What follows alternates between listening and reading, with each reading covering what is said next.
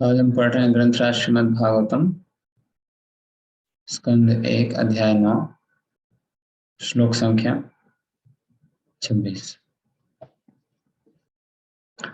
ओम नमो भगवते वासुदेवाय। ओम नमो भगवते वासुदेवाय। ओम नमो भगवते वासुदेवाय। नारायणं नमस्कृत्य नरं चैव नरोत्तमं देवीं सरस्वतीं व्यासं ततो जयमुदीरयेत्। नष्टप्रायेषु भद्रेषु नित्यं भागवत सेवया भगवती उत्तम श्लोके भक्तिर्भवति नैष्ठिकी।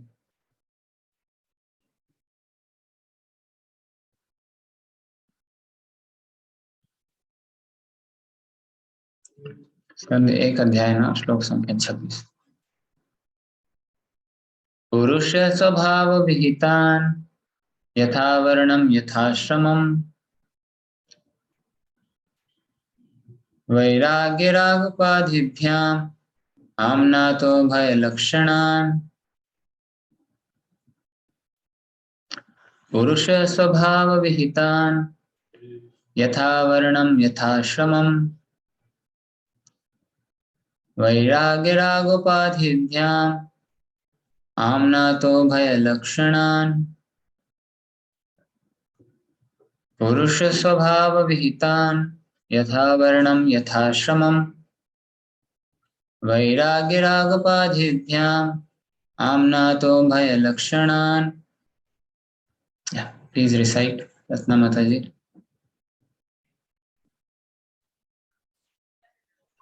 पुरुषा स्वभावविहितान्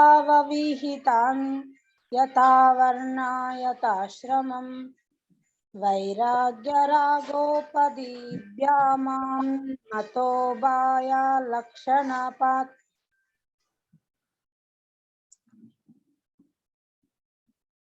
ललिता माता जी। हरे कृष्ण प्रभु जी। हरे पुरुष स्वभाव विहितान यथा वर्णम यथा आश्रमम वैराग्य रागोपाधिम आम्नातो भवलक्षणाम्। हरे कृष्ण। हरे कृष्ण।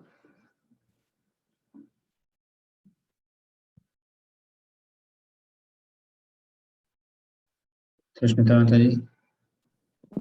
हरे कृष्ण प्रभु जी, धन्यवाद प्रणाम। पुरुष स्वभाव विहितान यथा वर्णम यथा श्रमम वैराग्य रागोपाधिभ्याम आम्नातो भयलक्षणाम्। हीना माता जी। हरे कृष्ण प्रभु जी। हरे कृष्ण। पुरुष स्वभावविहितान् यथा वर्णं यथाश्रमं वैराग्यराग उपाधिभ्यात् आम्नातो भयलक्षणान्। हरे कृष्ण।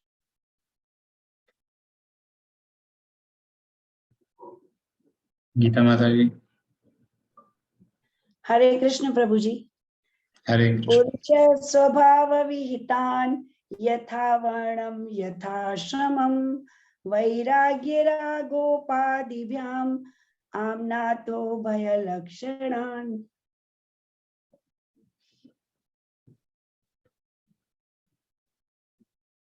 विनोद प्रभु। हरे कृष्ण प्रभु जी। पुरुष स्वभाव विहितान यथा वर्ण यथा श्रमम वैराग्य राग उपाधिभ्याम आपनातो भयलक्षणान्।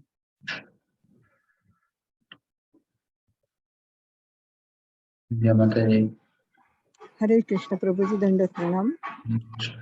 पुरुष स्वभाव विहितान यथा वर्णम यथा श्रमम वैराग्य रागोपाधिभ्याम अम्नातो भयलक्षणान्। हरे कृष्ण। भक्तिमती माता जी। हरे कृष्ण प्रभु जी, दंडवत प्रणाम। हरे पुरुष स्वभाव विहितान् यथा वर्ण यथा श्रमं वैराग्योपाधिभ्याम्यान्नतोभ्यां लक्षणान्। हरे कृष्ण। माता जी। हरे कृष्ण प्रभु जी, दंडवत प्रणाम।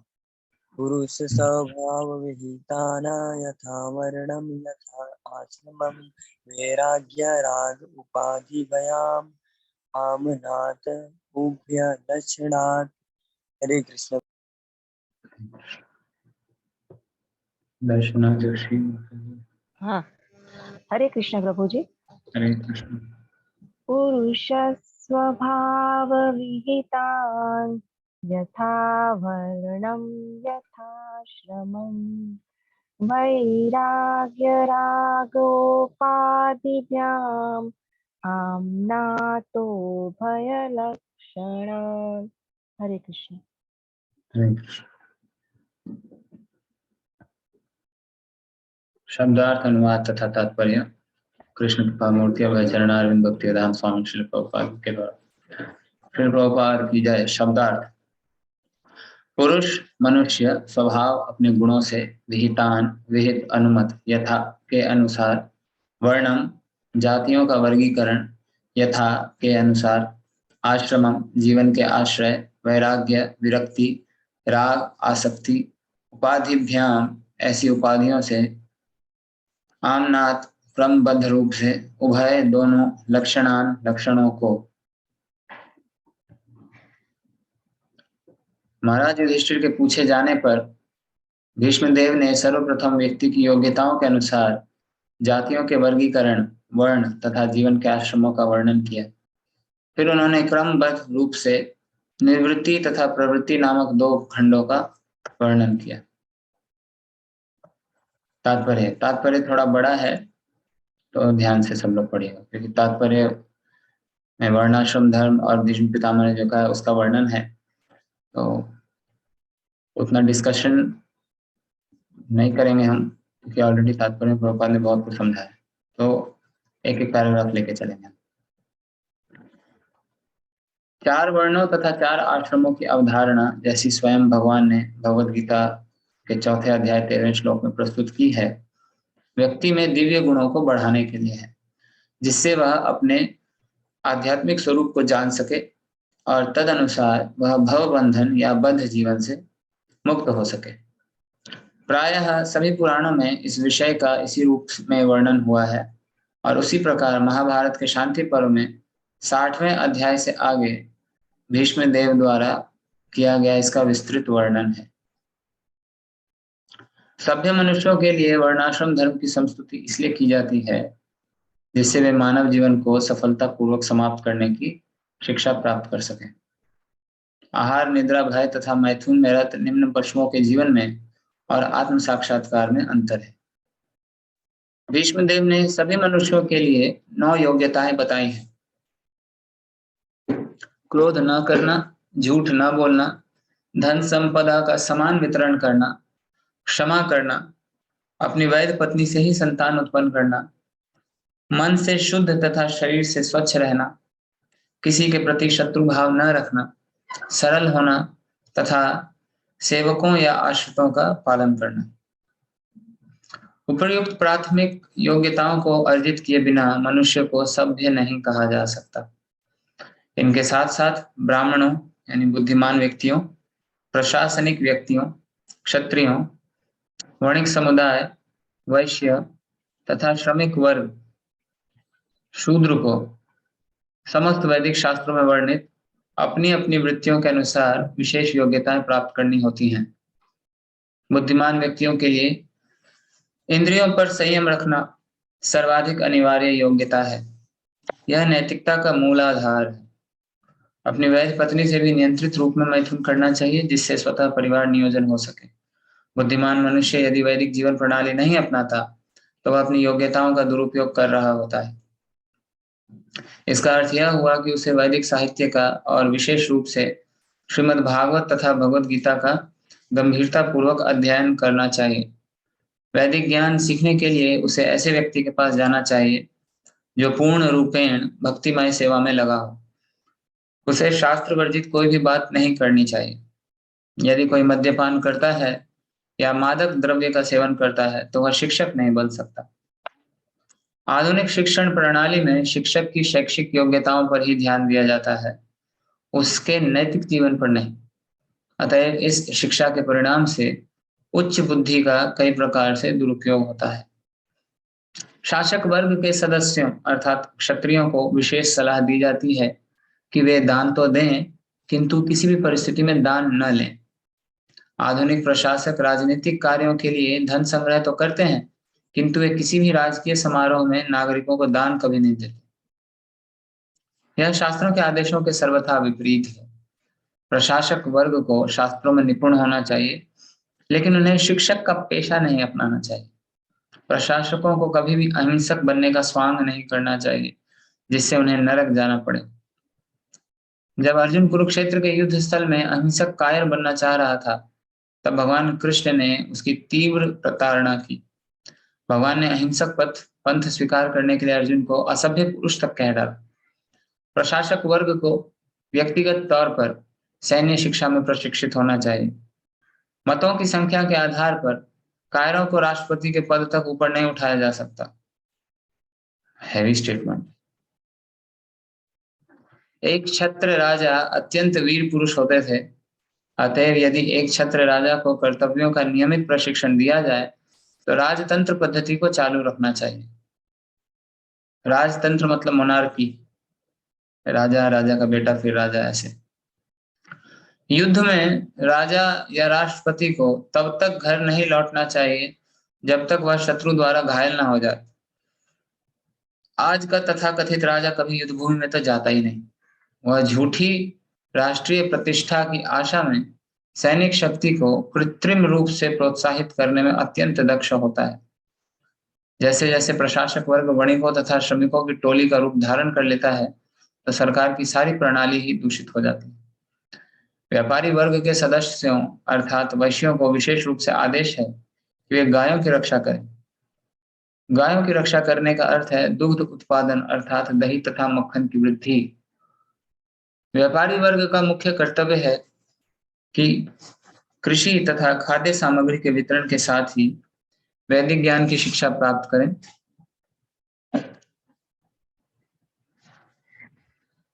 और दान देने में प्रशिक्षित हों। जिस प्रकार क्षत्रियों पर प्रजा की सुरक्षा का भार सौंपा जाता था, उसी प्रकार वैश्यों पर पशुओं की सुरक्षा का भार था। पशु कभी भी वध किए जाने के लिए नहीं होते हैं। पशु वध बर्बर समाज का ही एक लक्षण है। मनुष्य के लिए कृषि उत्पाद, फल तथा दुग्ध ही पर्याप्त तथा अनुकूल खाद्य पदार्थ हैं। मानव समाज को चाहिए कि पशु सुरक्षा पर अधिक ध्यान दे। श्रमिक की उत्पादक शक्ति का दुरुपयोग तब होता है जब उसे औद्योगिक कार्यों में लगा दिया जाता है। विभिन्न प्रकार के उद्योग कभी भी मनुष्य की अनिवार्य आवश्यकताओं यथा चावल, गेहूं, धान्य, दूध, फल, तरकारी का उत्पादन नहीं कर सकते। मशीनों तथा मशीनी औजारों के उत्पादन से स्वार्थी वर्ग के लोगों के कृत्रिम रहन सहन को बढ़ावा मिलता है और हजारों लोग भूखों मरते हैं तथा अशांत बनते हैं। सभ्यता का मानक यह नहीं होना चाहिए।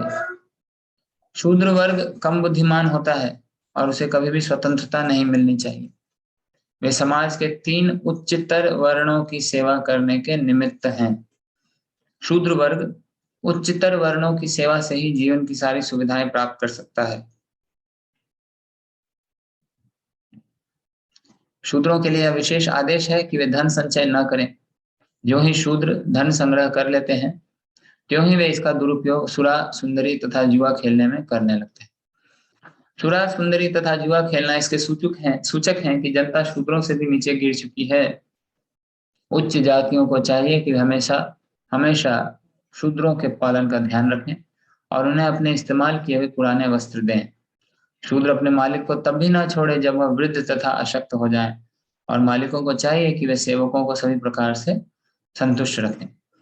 किसी भी यज्ञ के पूर्व सर्वप्रथम शूद्रों को प्रचुर भोजन तथा वस्त्र द्वारा संतुष्ट किया जाना चाहिए। आज के समय में लाखों रुपए खर्चे करके अनेक समारोह मनाए जाते हैं, लेकिन बेचारे श्रमिकों को न तो ठीक से भोजन दिया जाता है, न दान या वस्त्र इत्यादि दिए जाते हैं। इस प्रकार श्रमिक लोग असंतुष्ट ही बने रहते हैं और इसीलिए उपद्रव मचाते रहते हैं। एक प्रकार से ये वर्ण विभिन्न वृत्तियों के वर्गीकरण है और आश्रम धर्म आत्म साक्षात्कार के पथ पर क्रमिक प्रगति है। दोनों परस्पर संबंधित हैं और एक दूसरे पर निर्भर हैं। आश्रम धर्म का मुख्य उद्देश्य ज्ञान तथा वैराग्य जागृत करना है। ब्रह्मचारी आश्रम भावी जीवन के लिए प्रशिक्षण स्थल है। इस आश्रम में यह शिक्षा दी जाती है, यह संसार जीवों का वास्तविक घर नहीं है। बद्ध जीव भव बंधन के अंतर्गत पदार्थ के बंदी हैं, अतएव आत्म साक्षात्कार ही जीवन का अंतिम लक्ष्य है। आश्रम धर्म की सारी प्रणाली वैराग्य का एक साधन है। जो व्यक्ति वैराग्य की इस मूल भावना को आत्मसात नहीं कर पाता, उसे वैराग्य की उसी भावना से गृहस्थ जीवन में प्रवेश करने की अनुमति प्रदान की जाती है। अतएव जो व्यक्ति वैराग्य प्राप्त कर लेता है, वह तुरंत ही चतुर्थ आश्रम अर्थात संन्यास ग्रहण कर सकता है। उसे केवल भिक्षा पर ही निर्भर रहना होता है, धन संग्रह नहीं करना होता, अपितु शरीर तथा आत्मा को चरम साक्षात्कार के लिए बनाए रखना होता है। गृहस्थ जीवन तो आसक्तों के लिए है। वानप्रस्थ तथा संन्यास आश्रम उनके लिए हैं जो भौतिक जीवन से विरक्त हो चुके हैं। ब्रह्मचारी आश्रम तो आसक्त तथा विरक्त दोनों ही के प्रशिक्षण के लिए होता है। काफी बड़ा तात्पर्य है, इस पर भी चर्चा करेंगे।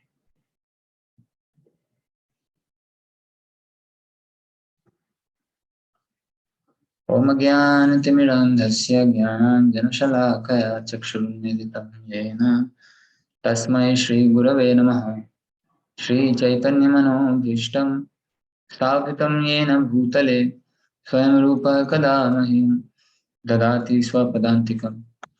वन्देऽहं श्रीगुरोः श्रीयुतापदकमलं श्रीगुरून् वैष्णवांश्च श्रीरूपं साग्रजातं सहगण रघुनाथानुतं तं सजीवं साद्वैतं सावधूतं परिजनसहितं कृष्ण चैतन्य देवं श्रीराधा कृष्णपादान् सहगणा ललिता श्रीविशाखान्वितांश्च नमो विष्णुपादाय कृष्णप्रेष्ठाय भूतले श्रीमते भक्तिवेदान्त स्वामिन् इति नामिने।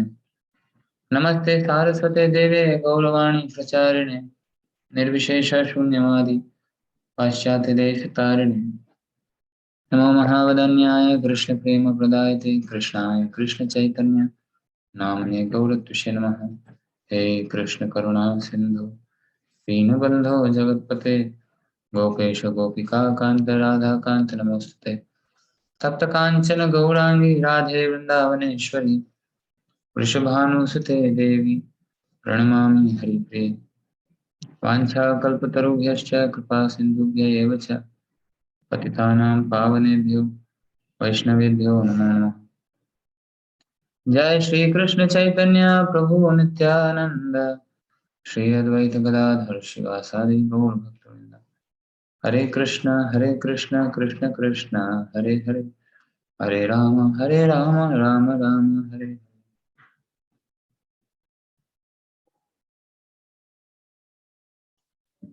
हरे कृष्ण।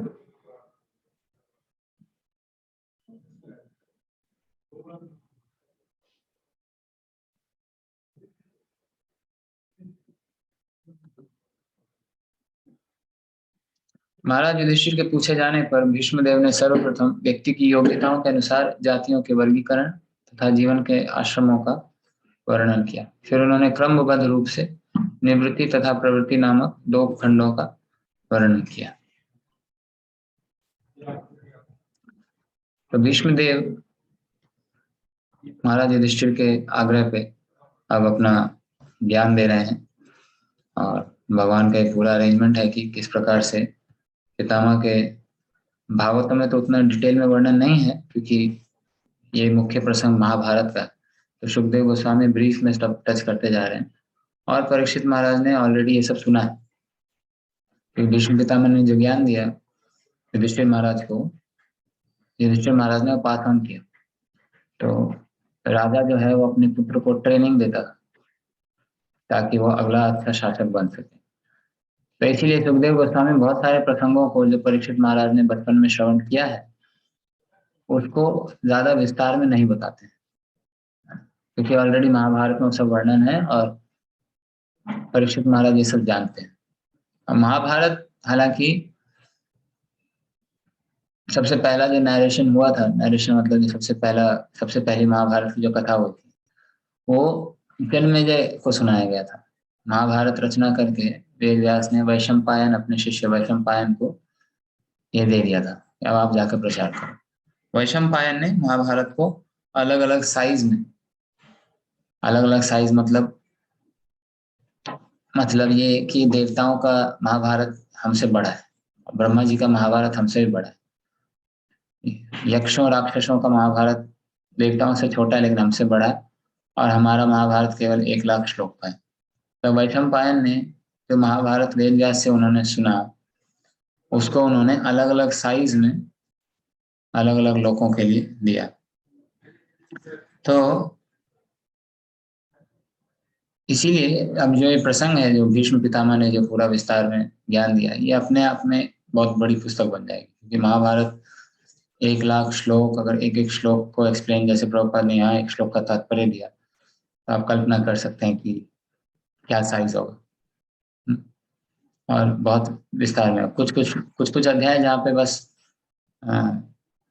जैसे वॉर का जहाँ पे डिस्कशन है, युद्ध का, तो कौन क्या तीर चला रहा है, ये सब डिस्कशन में हो सकता है उतना ना तात्पर्य है, लेकिन जो नीति के श्लोक हैं, जो वर्ण व्यवस्था के श्लोक हैं, जो राजधर्म के श्लोक हैं, तो बहुत विस्तार से इनका वर्णन होता है। तो महाभारत पे एट प्रेजेंट ऐसा जैसे प्रभुपाद ने भागवतम पे कार्य किया है, ऐसा कुछ अवेलेबल नहीं है। लेकिन प्रभुपाद स्वयं बंगाल के, क्योंकि 19वीं शताब्दी में 2 स्कॉलर्स हुए, उन्होंने महाभारत के संस्कृत को अंग्रेजी में अनुवाद किया था, तो प्रभुपाद उनकी पुस्तक को रेफर करते थे। हालांकि क्योंकि इतना बड़ा ग्रंथ होने के कारण, 1,00,000 श्लोक होने के कारण, और समय जैसे जैसे बढ़ता गया, मतलब समय बीतता गया जैसे जैसे, तो बहुत सारी उसमें इंटरपोलेशंस हुई। इंटरपोलेशंस मतलब जो नहीं है प्रसंग महाभारत में, वेद व्यास ने जो लिखा ही नहीं है, वो भी प्रवेश कर गया।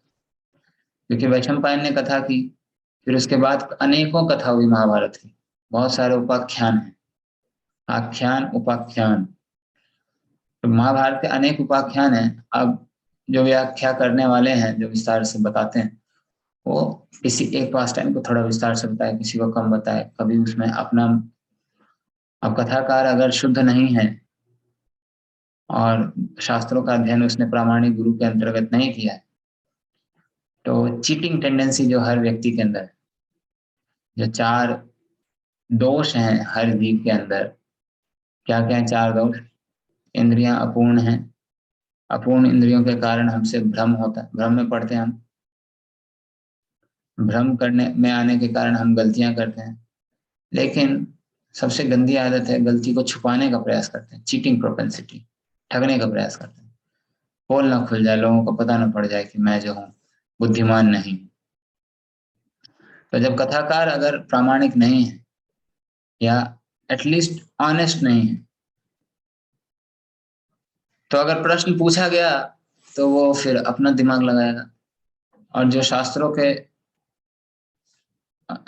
के अनुसार नहीं है, वो उत्तर में निकल जाएगा, सुनने वालों को पता पड़ेगा नहीं, अनलेस एंड अनटिल जो सुनने वाले में लोग जो हैं वो खुद शास्त्रों का अध्ययन करते हों और प्रामाणिक गुरु से रेगुलर श्रवण करते हैं।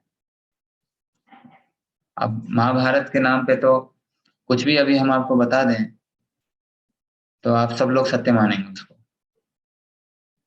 क्योंकि हमें से किसी ने महाभारत पढ़ा नहीं है, तो उसका रिक्वायरमेंट नहीं है प्रैक्टिकल सेंस में, क्योंकि प्रभुपाद ने सब कुछ भागवतम में दिया हुआ।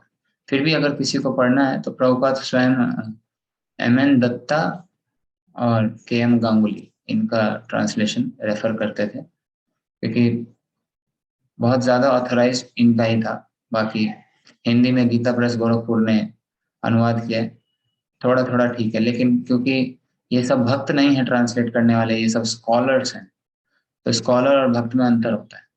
स्कॉलर केवल शब्द को पकड़ के चलता है और उसका अनुवाद एज इट इज करेगा, वो not as it is in the sense Prabhupada as it is, जैसे प्रभुपाद एज इट इज करते हैं, वो भाव मिस हो जाता है और भूल जाता है कि मतलब पकड़ नहीं पाता कि कहाँ पे, मतलब वेद व्यास जिस भाव से लिख रहे हैं और वो जो दिखाना चाहते हैं ऑडियंस को, आचार्य का काम है वही चीज दिखाना। जैसे भगवान भगवत गीता जब अर्जुन को सुना रहे हैं तो किस मूड से सुना रहे हैं कि अर्जुन वापस मेरे कहे अनुसार कार्य करे। तो भगवान जब बोलते हैं कि यज्ञ अर्थात कर्मणो अन्यत्र लोकोयम कर्म बंधना तदर्थम कर्म कौन्तेय मुक्त संघ समाचार, केवल यज्ञ के अर्थात अर्थ के लिए कार्य करो। तो यज्ञ कौन है? यज्ञ स्वयं विष्णु है, प्रभुपाद तात्पर्य में समझाते हैं, वेदों को कोट करते हैं, यज्ञ वही विष्णु। फिर प्रभुपाद समझाते हैं विष्णु के सारे स्रोत हैं श्री कृष्ण। तो भगवान क्रमशः बताते जा रहे हैं कर्म योग, ज्ञान योग, ध्यान योग, लेकिन कंक्लूजन पे ला रहे हैं कहाँ पे? अर्जुन को सर्वधर्मान परित्यज्य। तो भाव भगवान का क्या है? आचार्य उस भाव को जानते हैं और वो भाव उनके तात्पर्य में रहता है, ताकि जो भी व्यक्ति उनका तात्पर्य पढ़ेगा, आचार्यों की टीका पढ़ेगा, प्रामाणिक आचार्य की, वो हर लाइन में, हर अक्षर में भगवान को प्राप्त करेगा। इसीलिए प्रभुपाद कहते थे मेरी पुस्तकों का एक पन्ना भी अगर कोई पढ़ लेगा उसका शाश्वत लाभ हो जाएगा, एटर्नल बेनिफिट हो जाएगा।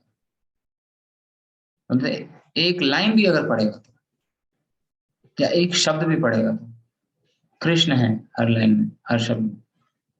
तो ये प्रभुपाद की पुस्तकों की खासियत है, उन्होंने हर जगह कृष्ण को दिखाया। ना कि भगवान कर्म योग कह रहे हैं तो कर्म योग के लिए प्रेरणा दे रहे हैं, नहीं कर सकता। तो व्यक्ति कर्म योग का असली अर्थ क्या है? जो भी करे कृष्ण के लिए करे। तो इस तरह से प्रभुपाद दिखाते हैं। अगर भगवान ध्यान योग की बात कर रहे हैं, पूरा विस्तार में भगवान तो डिटेल में बता रहे हैं, समाकाय गिरो श्रीवम, एकदम सीधे लाइन में होनी चाहिए। शैलाजिन कुशोत्तरम, कुश के घास पे बैठना चाहिए उसको, नाति उच्चतम नाति नीचम, ना ही नीचा होना चाहिए ना ही ऊंचा होना चाहिए। ठीक है, आपको ये अगर सिर्फ इन श्लोक को बार बार पढ़ता रहेगा ना तो बोलेगा भगवान बोल रहे हैं ना करना चाहिए, चलो करते हैं। कुशाग्रास का आसन बनाएगा, ना ही ऊंचा ना ही नीचा, इतना मोटा बनाकर बैठ के ध्यान करने लगेगा। लेकिन भगवान आखिरी श्लोक में कह रहे हैं योगी नाम अपि सर्वेषां मद्गतेन अंतरात्मना। अभी अंतरात्मना ये भी नहीं समझ में आता है। हाँ, मतलब योगी बैठ के मैं अंतर मन में कृष्ण के ऊपर ध्यान लगाऊंगा, ये योगी सर्वोपरि है। ब्रह्म के ऊपर ध्यान नहीं लगाऊंगा, किसी और के ऊपर नहीं। लेकिन वो ध्यान कैसे लगाना है, समाधि क्या होती है, तात्पर्य में प्रभुपाद समझाते हैं। तो पाठक जो हैं, जो पढ़ने वाले हैं, एक तो कलयुग के पाठकों में सब्र नहीं है, धैर्य नहीं है। तो क्या होता है, एक सेक्शन पकड़ के उसको फॉलो करना शुरू कर देते हैं। इतना कॉमन सेंस नहीं है कि अगर यही करना था तो अर्जुन ने क्यों नहीं किया। आप बोलते हैं अंतर मन में कृष्ण का ध्यान करते हुए ध्यान लगाओ, अरे कृष्ण मना कर रहे हैं और आगे जाके बोल रहे हैं यज्ञ नाम जप यज्ञ। सारे यज्ञ का वर्णन चौथे अध्याय में भगवान करते हैं, विभिन्न प्रकार के यज्ञों का। ब्रह्मचारी के लिए यज्ञ है श्रवण, गृहस्थों के लिए यज्ञ है इंद्रिय तृप्ति से मतलब संयमित होना, इंद्रियों का संयम करना, संन्यास, ऐसे करके भगवान बता रहे हैं ना अलग अलग प्रकार के सैक्रिफाइस। हमको कौन सा करना है?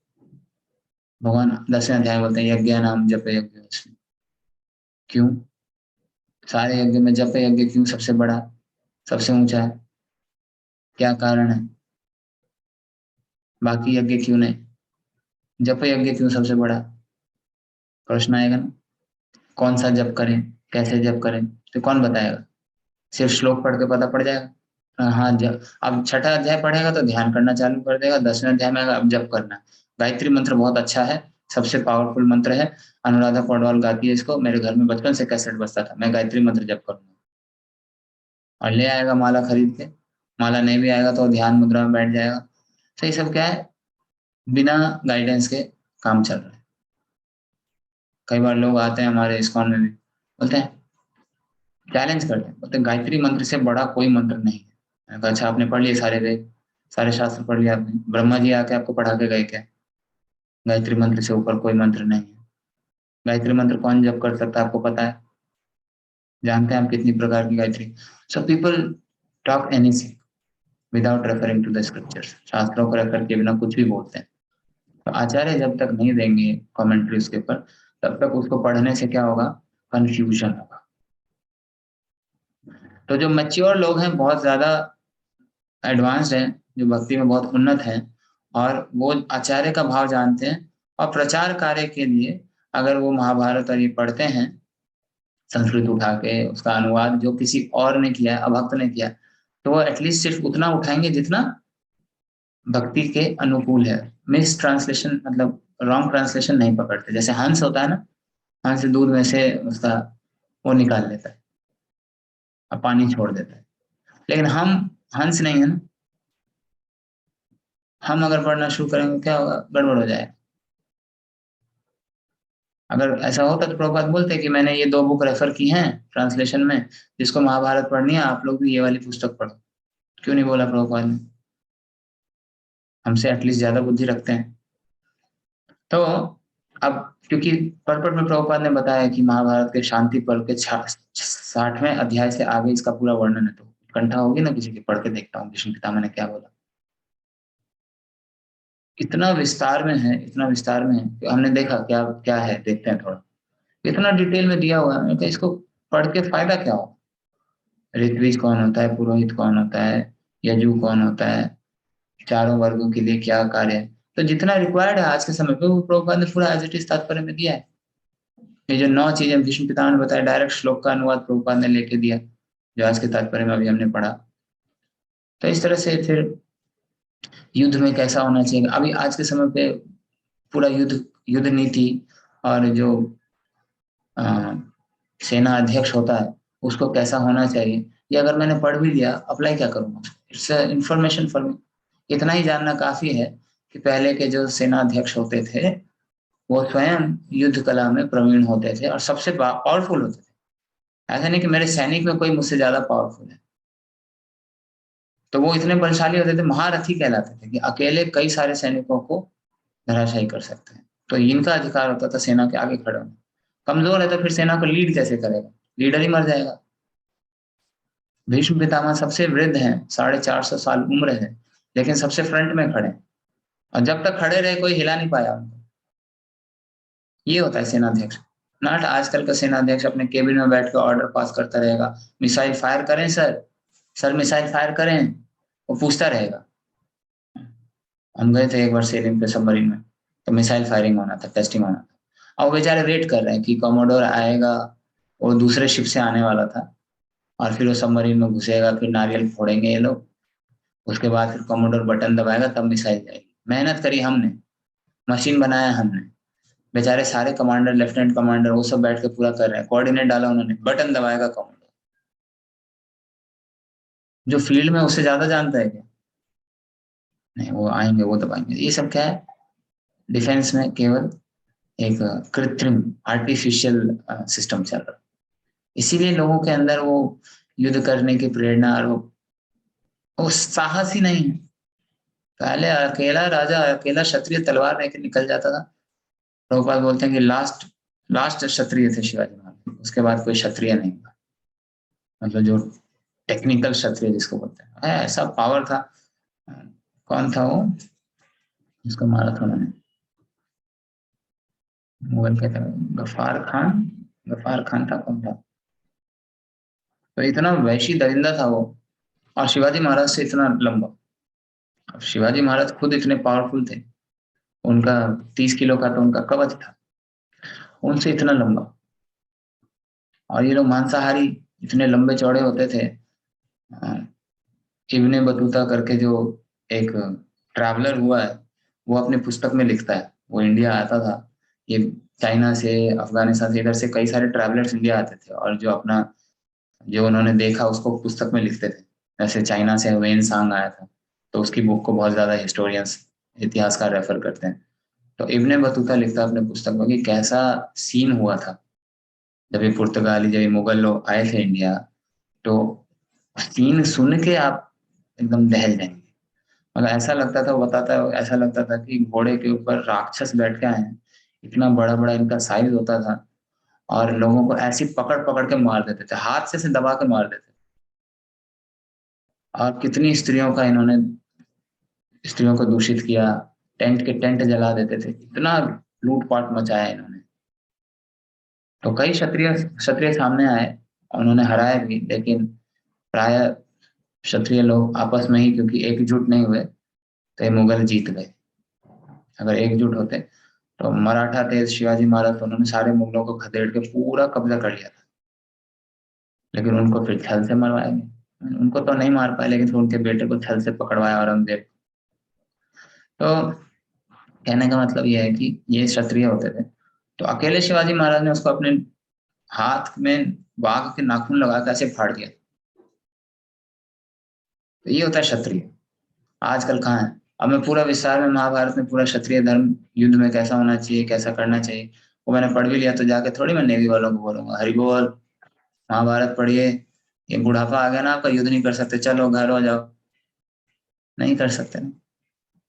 तो इसीलिए किस प्रैक्टिकलिटी कितना है और कितनी रिक्वायरमेंट है, आचार्य ने वो सारा काम किया है, स्पेशली प्रभुपाद ने।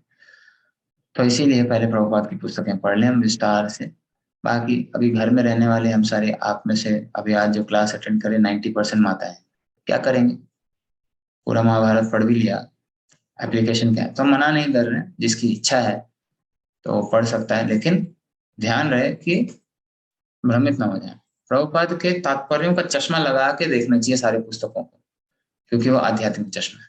जैसे हम साइंस पढ़ लिए स्कूल में, तो हम जब आते हैं स्पिरिचुअलिटी में, अध्यात्म में आते हैं, बुक पढ़ते हैं, तो हमेशा बच्चे क्वेश्चन करते हैं, नहीं ऐसा कैसे, पृथ्वी तो सूर्य का चक्कर लगाती है, साइंटिस्ट लोग तो ये बोलते हैं, हर बार कोट करेगा साइंटिस्ट को, यानी साइंटिस्ट लोग उसके गुरु हैं, वैज्ञानिकों पे उसने विश्वास रख रखा है। प्रमाण कुछ नहीं मिला इसको, मतलब हमें से किसी को भी, हम सब ने जो भी स्कूल में साइंस पढ़ा, हमको प्रमाण मिला, प्रूफ है उसका? आपको पता है साइंटिस्ट क्या कर रहे हैं क्या नहीं कर रहे? हमारे पास केवल जो थोड़ा बहुत काम कर रहे हैं, जितना भी वो कर रहे हैं, उसका थोड़ा सा इफेक्ट ये टेक्नोलॉजी के नाम का है। और टेक्नोलॉजी क्योंकि हमको थोड़ा सा इंद्रिय तृप्ति करने में मदद कर रही है, तो कुछ तो मिल रहा है, तो लगता है हाँ नहीं वो जो भी कर रहे हैं अच्छा कर रहे हैं, या उनको सब पता है। और उनको सब पता है तो उनकी टेक्नोलॉजी इतना प्रॉब्लम क्यों क्रिएट कर रही है? टेक्नोलॉजी ऐसी बनाओ ना जो समस्या ना बनाए।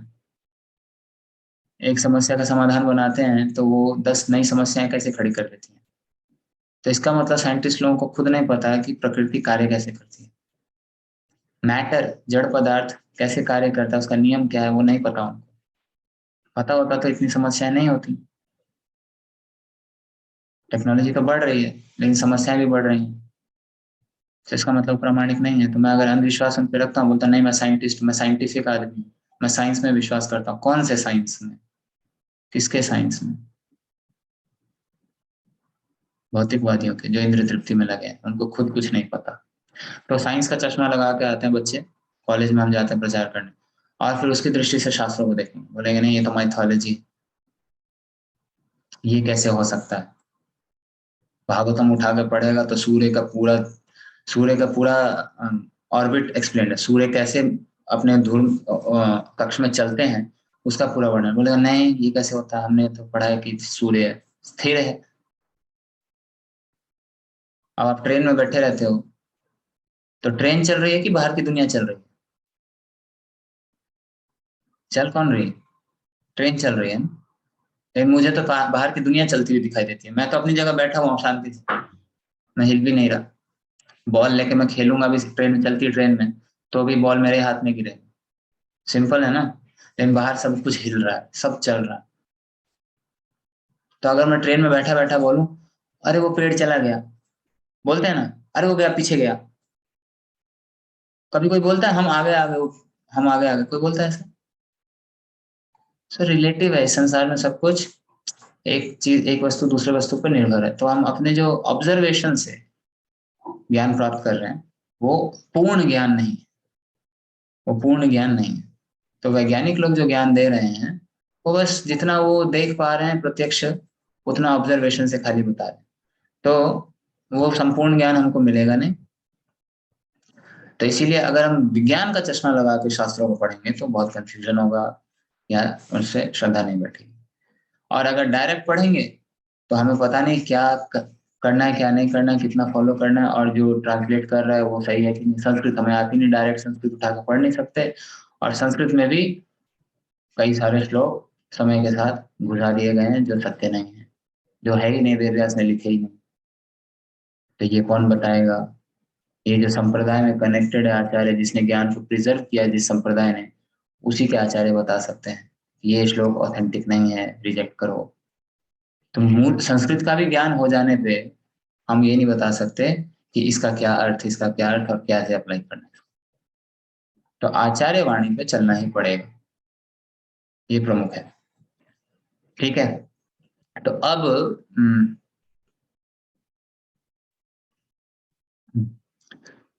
इसीलिए फिर भी अगर किसी की इच्छा है पढ़ने की तो पढ़ सकते हैं, लेकिन प्रभुपाद के तात्पर्य के अनुसार देखिए। जैसे हम कई बार देखते हैं दूसरे पुस्तकों को, अगर तो बोलते हैं कृष्ण ही ब्रह्म है, तो ब्रह्म को ऊपर उठा देते हैं एज इफ साकार रूप जो नीचे है। लेकिन हम जानते हैं भगवान बोल रहे क्लियरली, ब्रह्मणो ही प्रतिष्ठा, मैं ब्रह्म का आधार हूं। अर्जुन कह रहे हैं परम ब्रह्म परम धाम, और मैं नहीं बोल रहा, नारद बोल रहे हैं, असित बोल रहे हैं, देवल बोल रहे हैं, व्यास बोल रहे हैं, क्लियर बोला है ना भगवान। तो अनुवाद जो कर रहा है मतलब उसको पता नहीं है। तो कभी कभी इंफॉर्मेशन के लिए हमारे कुछ वरिष्ठ लोग प्रेफर करते हैं इसको और विस्तार से उसके ऊपर चर्चा करते हैं। तो उससे प्रेरणा बस इतनी लेनी चाहिए कि ठीक है मेरे लिए इतना मटेरियल आया है, श्रवण कर लो, हो गया, है ना। लेकिन अगर कोई बहुत ज्यादा वैसा है, मुझे शास्त्रों को और पढ़ना है और मेरे को पढ़ने में बहुत अच्छा लगता है, तो पढ़ सकते हैं, लेकिन पहले प्रभुपाद की पुस्तकें पढ़ लीजिए कई बार। हमारे गुरु महाराज कहते हैं 7 बार, 7 बार पढ़ लो प्रभुपाद की पुस्तकों को, फिर पूर्ववर्ती आचार्यों की टीका पढ़ना। पूर्ववर्ती आचार्यों की टीका भी पढ़ेंगे, कंफ्यूजन हो जाएगा, और ये क्यों नहीं लिखा प्रभुपाद ने, ये क्यों दिया, वो आचार्य ये बोल रहे हैं, ये आचार्य बोल रहे हैं, तो आचार्यों का अपराध कर देंगे। एक ही श्लोक पे भगवत गीता के कुछ श्लोक ऐसे हैं जिसपे अलग अलग आचार्यों का अलग अलग मत है, इसको कैसे देखेंगे, इसको हम नहीं समझ सकते। इसीलिए प्रभुपाद के तात्पर्य पकड़ के चल रहे हैं। तो 4 वर्ण और 4 आश्रमों की जो सिस्टम जो ये अवधारणा जो बनाई है भगवान ने, ये गुण और कर्म के अनुसार बनाया है भगवान ने। इससे ये क्यों बनाया गुण और कर्म के अनुसार? केवल कर्म करता रहे संसार में अपने गुणों के अनुसार, ये तो लक्ष्य नहीं है जीवन का, ना ही भगवान की सृष्टि का ये लक्ष्य है। भगवान की सृष्टि का लक्ष्य क्या है कि आत्मा यहाँ से निकले, हम यहाँ से निकलें और भगवत धाम जाएं। तो इसीलिए प्रकृति के गुणों में जो फंसा हुआ है, तो जिस गुण में जो फंसा हुआ है उसके अनुसार वो कर्म भगवान ने बताया। तो जो प्राय तमोगुण में रहते हैं वो शूद्र होते हैं। तमोगुण कहने का मतलब आत्म के बारे में कुछ भी नहीं पता उसको, उसका जो लोभ है वो छोटा सा होता है, छोटा, उसकी ज्यादा रुचि नहीं होती शास्त्रों को पढ़ने में और उसमें। हाँ, बैठ के कथा में बैठ जाएगा, श्रवण करेगा, श्रद्धा रहती है तो सुनेगा, लेकिन ज्यादा शास्त्र पढ़ेगा नहीं, ना ही उतना बुद्धि है उसके पास। और उसका लोभ जो है मतलब निकटतम, अभी मुझे इंद्र तृप्ति करनी है, अभी मेरे को ये चाहिए, है ना, आज का हो जाए बस, कल का हो जाए बस, ज्यादा 1 महीना बस, ये शूद्र है। तो उसको उसके हिसाब से कर्मों में लगाया जाएगा ताकि वो शुद्ध हो और भगवान की भक्ति में लगे। महत्वपूर्ण है भगवान की भक्ति। भीष्मदेव स्वयं ये 4 वर्णों का बताते हुए कहते हैं भक्ति जो है सबसे पावरफुल है, भक्ति सबसे पावरफुल, भक्ति में सब कुछ आ जाता है। वैश्य रजोगुण तमोगुण में होते हैं, क्योंकि धन का विस्तार कर रहा है, बिजनेस का विस्तार कर रहा है। वैश्यों के लिए कृषि करना और गौ रक्षा करना अनिवार्य है। जो इससे कटता है नहीं, बड़ा मुश्किल है। कौन बीज रोपेगा, फिर फसल कटवाएगा, फिर बेचेगा, फिर धन आएगा, है ना। छोटा बिजनेस करते हैं, बड़ा दुकान खोल लो, कपड़े का दुकान खोल लो, यहाँ से मंगा लेते हैं, वहां से मंगा लेते हैं, लोग आकर कपड़े खरीदेंगे, हो जाएगा, हमको इतना मेहनत नहीं करना पड़ेगा। मेहनत तो करनी पड़ती है फिर भी, चाहे कपड़े की दुकान खोल लो, चाहे कोई भी बिजनेस कर लो, मेहनत तो करनी पड़ती है। लेकिन हर व्यक्ति ये सोचता है कि इस वाले बिजनेस में ज्यादा पैसा मिलेगा, पैसा ज्यादा चाहिए, तो कोई भी ये नहीं सोचता कि खेती करते हैं, एवरग्रीन बिजनेस है, कभी करियर ठप नहीं होगा इसमें, इसकी डिमांड कभी खत्म नहीं होगी। इनफैक्ट क्वालिटी अगर दो तो अच्छा पैसा मिलेगा, बाहर क्वालिटी नहीं है आज, कोई सोच नहीं रहा इसको। सब के सब अपने बच्चों को भेज रहे हैं पढ़ने के लिए, क्या, नट बोल्ट। प्रभात कहते हैं खाने में क्या नट बोल्ट खाएगा? इंजीनियर दिन भर काम करके आएगा, सब टेक्नोलॉजी बनाएगा, तो फिर घर में आकर बोलेगा ना जी क्या बनाया, पत्नी बोलेगी आज मैंने मोबाइल बनाया है, लैपटॉप बनाया है, और पेचकस और प्लास रख दिया है, तो आप उसको पकड़ पकड़ के खा सकते हो। खाएगा उसको? नट बोल्ट खाएगा फैक्ट्रीज में। और स्वीट डिश में जो है गाड़ी से निकला हुआ चारकोल रखा हुआ है।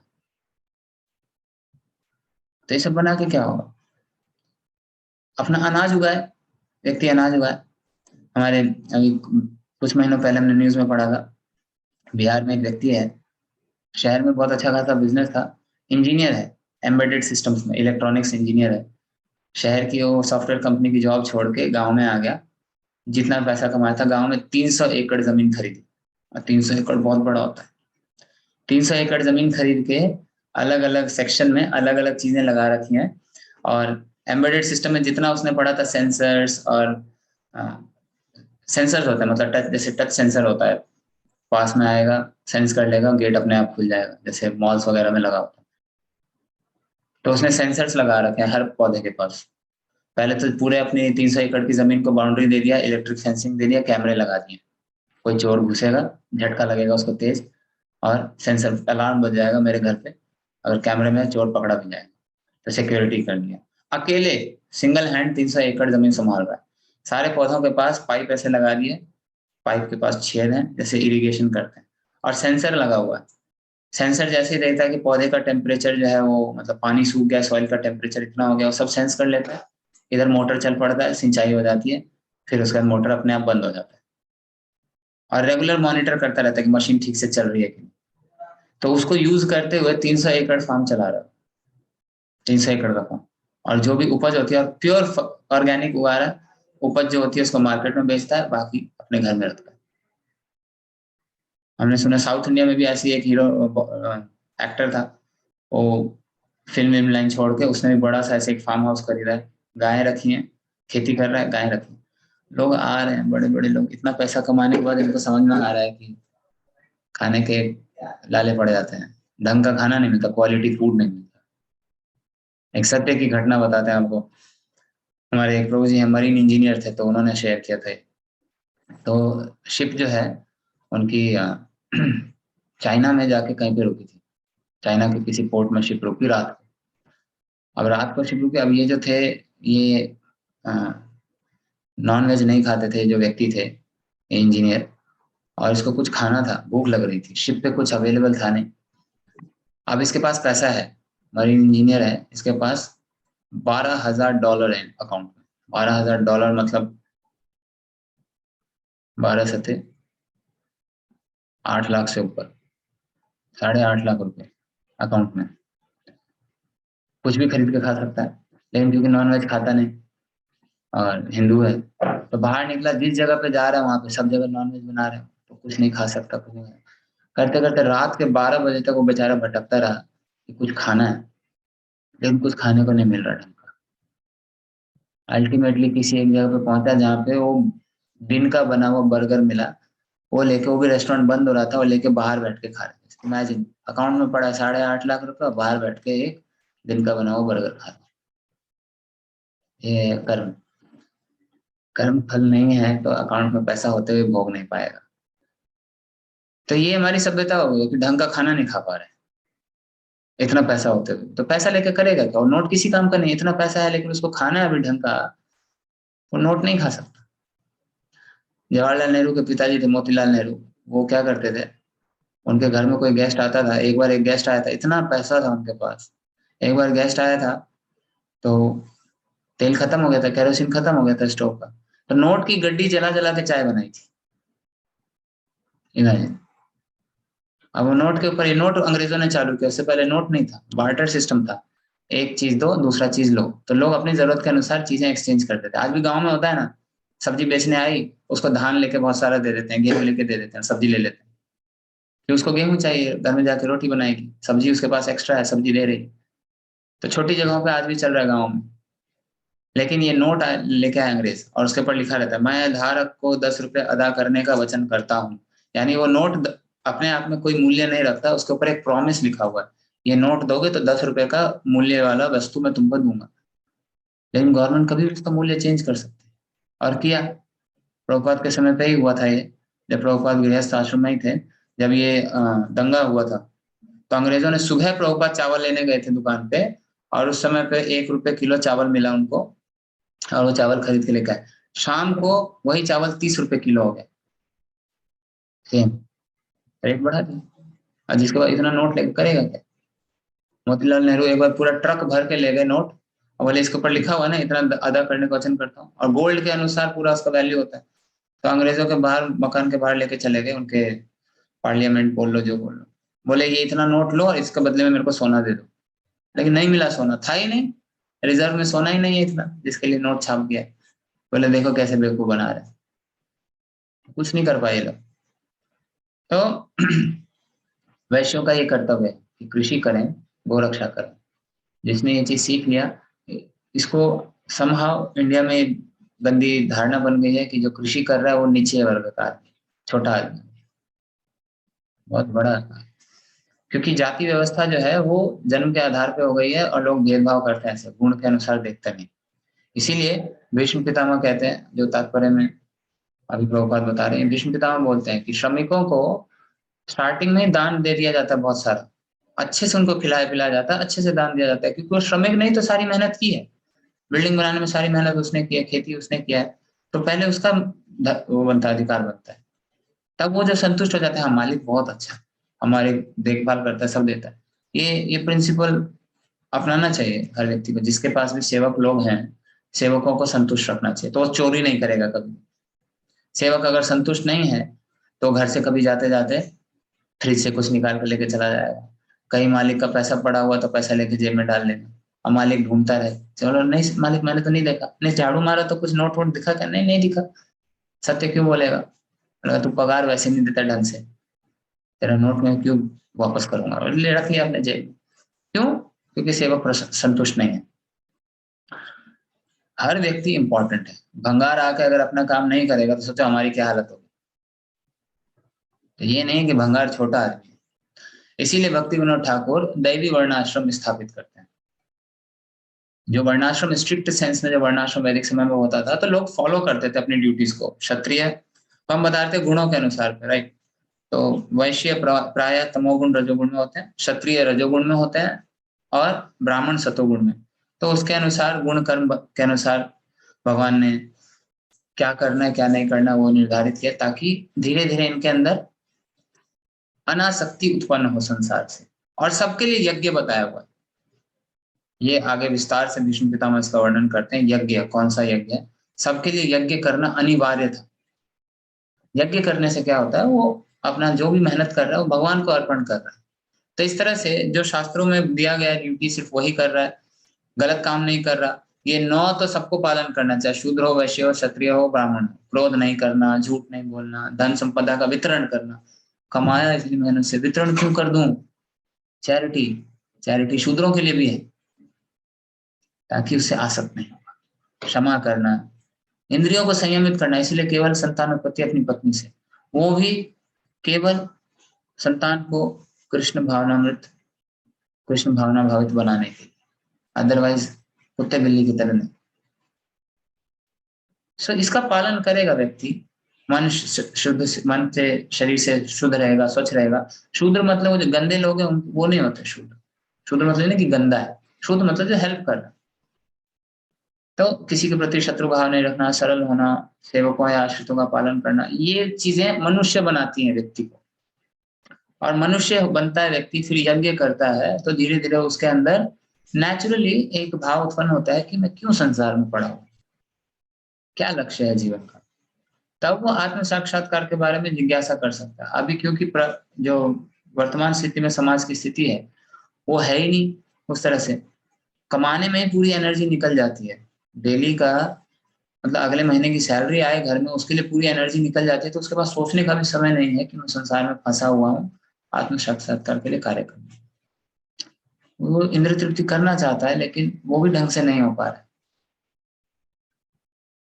तो वेदों में इसीलिए, शास्त्रों में इसीलिए वर्ण के अनुसार रेगुलेटेड सेंस ग्रेटिफिकेशन दिया हुआ, ताकि संतुष्ट रहे आदमी। प्रवृत्ति मार्ग कहते हैं उसे, प्रवृत्त हो रहा है, तो प्रवृत्ति मार्ग धीरे धीरे निवृत्ति मार्ग पे खत्म होती है। पशुओं की तरह इंद्रिय तृप्ति कहीं भी शास्त्रों में नहीं दिया हुआ, वो फिर शूद्र से भी नीचे हो गया हो। इसीलिए इनके अनुसार, वर्णाश्रम के अनुसार लोगों को लगना चाहिए। अब आज के समय पे स्ट्रिक्ट वर्णाश्रम इम्प्लीमेंट नहीं कर सकते, इसीलिए भक्ति विनोद ठाकुर ने दैवी वर्णाश्रम स्टार्ट किया। दैवी वर्णाश्रम मतलब जो करो कृष्ण के लिए करो। ऑब्वियसली कुछ कार्य ऐसे हैं जो एकदम 4 नियमों के अगेंस्ट जाते हैं, उनको मत करो। वो व्यवसाय मत करिए जो जिसमें 4 नियम टूटते हैं।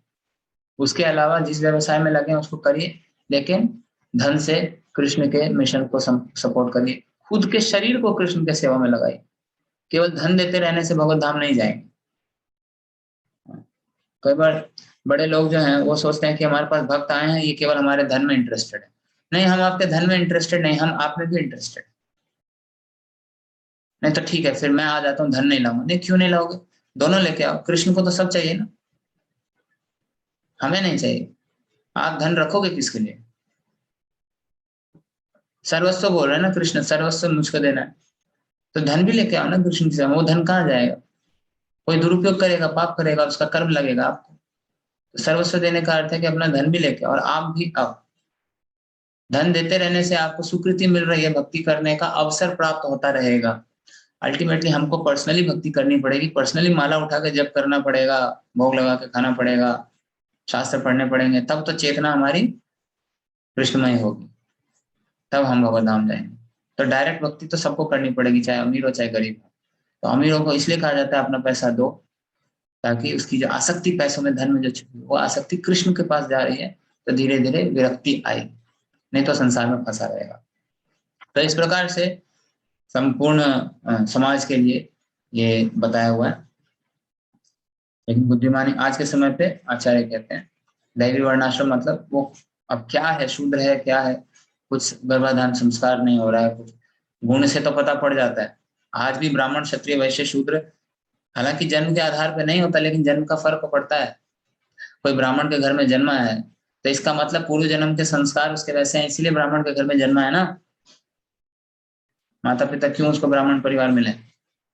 हर किसी को जन्म उसके कर्मों के अनुसार मिल रहा है, तो गुण मैच करते हैं, इसीलिए तो ब्राह्मण के घर में जन्म है, तो अब उसको और फैसिलिटी मिल रही है ब्राह्मण बनने की। लेकिन उसको प्रूव करके दिखाना पड़ेगा कि मैं ब्राह्मण हूँ। ऐसे ही क्षत्रिय, क्षत्रिय के घर में जन्मा है तो मतलब वैसी प्रवृत्ति का है, लेकिन गुणों से वो प्रूव करेगा कि वो है क्या, ब्राह्मण है, क्षत्रिय क्या है।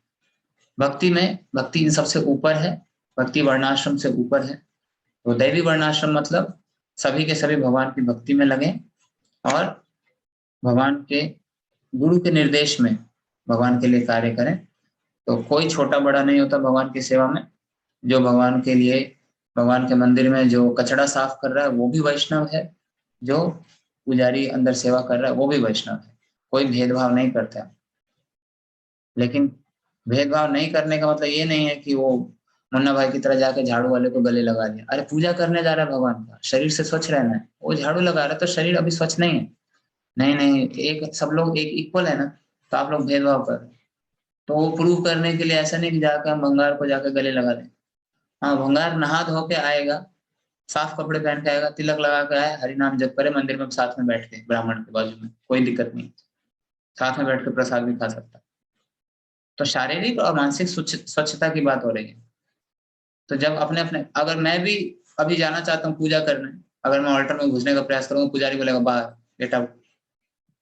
अरे प्रभु जी मैं तो ब्रह्मचारी हूँ, मंदिर का हूँ, ब्राह्मण दीक्षा रखे, no get out, take a bath, नहा के आओ, फ्रेश कपड़ा पहन के आओ, कुर्ता नहीं चलेगा, उतरी डाल के आओ, तब एंट्री मिलेगी। और वो भी तब भगवान की पूजा का समय है, तो अपने मन से नहीं घुस सकता कभी भी। भगवान का घर है वो, भगवान का ऑल्टर है, कभी भी घुस गए अंदर डिस्टर्ब होते हैं भगवान, कोई भी कभी भी नहीं। इसलिए मंदिरों में आप लोगों ने तो नहीं देखा होगा क्योंकि अंदर की तरफ होता है, जो ऑल्टर से पीछे पुजारी जब अंदर घुसता है तो ऊपर छोटी छोटी घंटियां लगी रहती है, पुजारी घंटी बजा के घुसता है, मतलब भगवान को बताया I am coming inside, not that घुस गए ऐसे। अब भगवान बैठे हैं अपने भक्तों के साथ, राधा रानी के साथ बैठे हैं, कुछ बातें चल रही है, घुस गए बीच में, तो भगवान को रुकना पड़ेगा ना। तो पुजारी बता के जाता है कि मैं आ रहा, अब पूजा का समय, अब उठाने का समय आपको, अब आपको भोग लगाने का समय। भगवान भोग खा रहे हैं, सारे बाहर, पुजारी भी फिर अंदर नहीं जा सकता। तो हर चीज के नियम कानून है, सबको फॉलो करना पड़ता है। ब्राह्मण को भी भोग लग रहा है तो ब्राह्मण भी अंदर नहीं बैठा रह सकता, बाहर हो जाओ, गेट बंद। तो ये चीजें समझनी चाहिए। तो इसीलिए क्या करें फिर प्रैक्टिकली हम, आज के तात्पर्य में इतना कुछ हमने पढ़ा, प्रशासक को कैसा होना चाहिए, है ना। ये तो हमने समझ लिया, व्यापारी को कैसा होना चाहिए ये देख लिया, ब्राह्मण को कैसा होना चाहिए ये देख लिया, है ना। क्या नहीं करना है, क्या करना है, ये सब हम सुनते आ रहे हैं। ब्राह्मण, क्षत्रिय, वैश्य, शूद्र चारों के गुण जो है इसमें बताए गए। तो प्रैक्टिकल क्या है कि हम जो आचार्य बता रहे हैं अपने स्थिति के अनुसार वैसा करें। ठीक है, तो हम यहीं पे रोकते हैं। हरे कृष्णा। ग्रंथराज श्रीमद् भागवतम की जय, श्रील प्रभुपाद की जय। तो आज मुंबई में और कुछ कुछ जगहों पे श्री भक्तिविनोद ठाकुर जी का तिरुभाव दिवस और श्री गदाधर पंडित का तिरुभाव दिवस आज है। आज यहाँ पे 12 बजे तक उपवास है। कई जगहों पे कल है वो, तो अपना लोकल कैलेंडर चेक कर लीजिए। दिल्ली में कल है, तो अपना कैलेंडर चेक कर लीजिएगा। जो मुंबई वाले हैं उनको आज उपवास रखना है 12 बजे तक, बाकियों को कल। ठीक है, तो हम यहीं पे रोकते हैं। हरे कृष्ण। किसी का कोई प्रश्न है? एक प्रश्न लेंगे हम केवल, बाकी प्रश्न अगर अर्जेंट है तो व्हाट्सएप पे भेज सकते हैं। यस गोरखनाथ प्रभु। हरे हरे कृष्णा प्रभु जी। हरे कृष्णा। आपने जो भंगार शब्द यूज किया वो किसके संबंध में था, वो मैं समझा नहीं। क्या चीज? भंगार शब्द जो आपने यूज किया ना, मीन्स जो क्लीनिंग करने आते हैं, टॉयलेट क्लीनिंग करने आते हैं। अच्छा अच्छा, ठीक है, धन्यवाद। हरे कृष्णा। हरे कृष्ण। यस माता जी। हरे नाम। हरे कृष्ण। प्रभु जी, जैसे भी आपने बताया कि जैसे पंडित जी जाते हैं ऑल्टर में तो खटखटा के जाते हैं, जैसे मैंने भी कहीं पढ़ा है कि जब हम मंदिर जाते हैं तो हमें भी बाहर गेट पे नॉक करके तब एंट्री करनी चाहिए। यस। और उसके बाद पहले प्रभुपाद जी को प्रणाम करके तब ऑल्टर के पास जाना चाहिए। यस, तो प्रभु सही है, ऐसे करना चाहिए। यही पूछना था। ओके, हरे कृष्णा। ग्रंथराज श्रीमद् भागवतम की जय, श्रील प्रभुपाद की जय।